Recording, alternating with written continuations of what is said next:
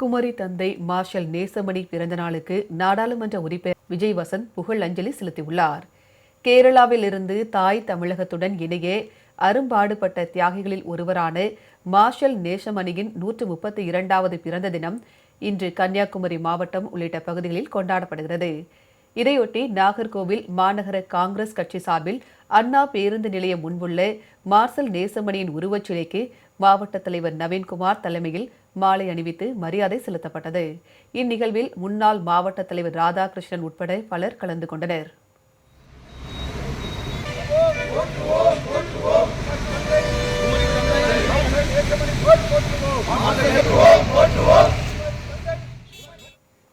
இதனிடையே நாடாளுமன்ற உறுப்பினர் விஜய் வசந்த் வெளியிட்டுள்ள எக்ஸ் தள பதிவில் குமரி தந்தை மார்ஷல் நேசமணியின் பிறந்த நாளில் அவரை போற்றி வணங்குவோம் என்று தெரிவித்துள்ளார்.